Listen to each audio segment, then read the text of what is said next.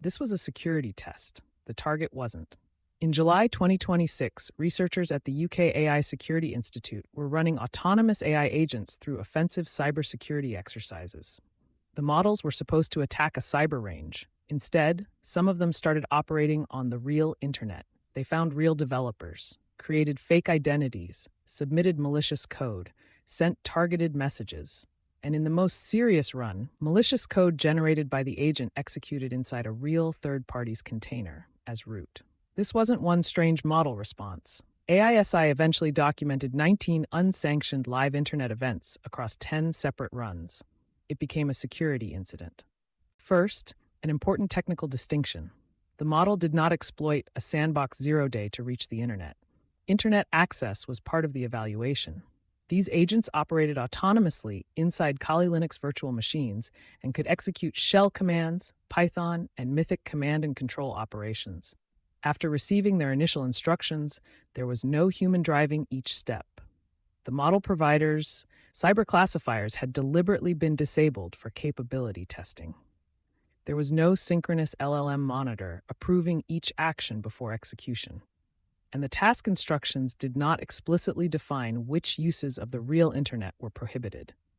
That is the environment in which Sample 1 begins. The agent searched GitHub for terminology associated with the challenge, and it found something that looked promising. There was just one problem. It was not part of the challenge. It was a real repository belonging to an unrelated developer. The agent followed repository metadata from one real developer to another. Neither had anything to do with ASI. But the agent concluded they were somehow part of the scenario. Then it started doing target development. It located an email address, checked whether it appeared active, and examined GitHub history to estimate when the maintainer would be online. For anyone who works incident response, the sequence should already feel familiar.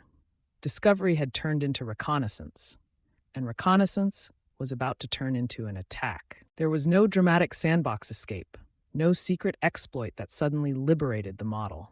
The internet connection was already there. The tools were already there. The autonomy was already there. The incident happened when those capabilities were combined without enough controls at the boundary.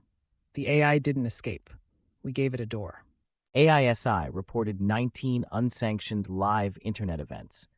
But 19 is not the same thing as 19 actions.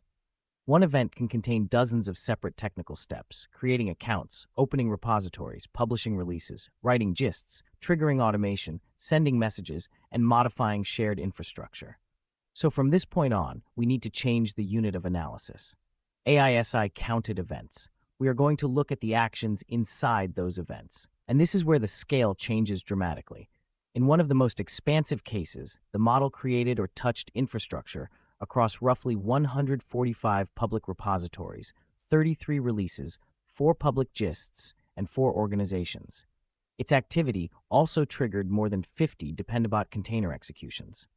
What looks like one autonomous episode at the top level becomes a branching tree of downstream actions once you examine the individual systems involved.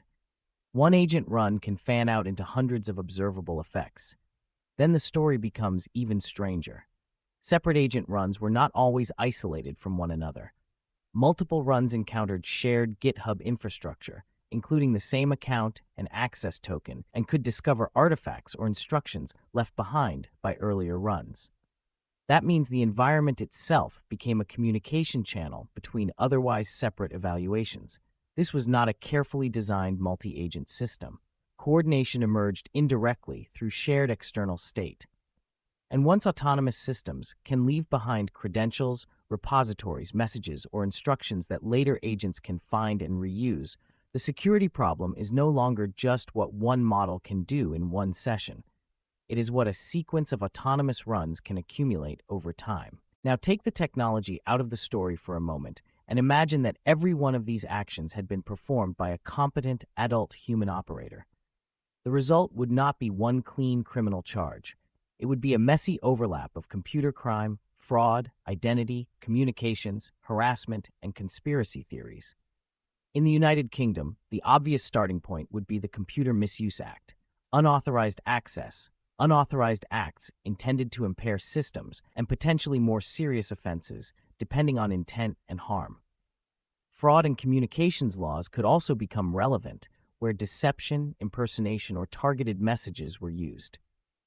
In the United States, the same conduct could raise Computer Fraud and Abuse Act issues, along with possible wire fraud, identity, access device, or related theories, depending on the facts.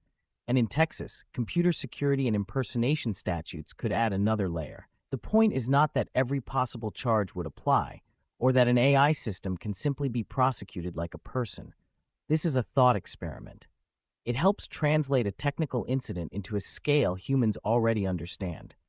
If a person performed the same sequence of actions across real systems, investigators would not see one mistake.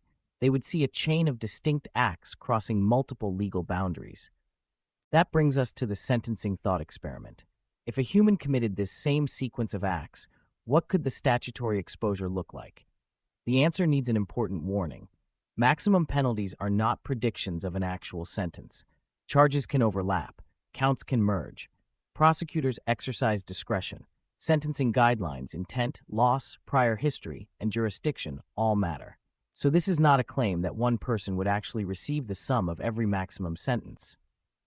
The useful point is comparative scale.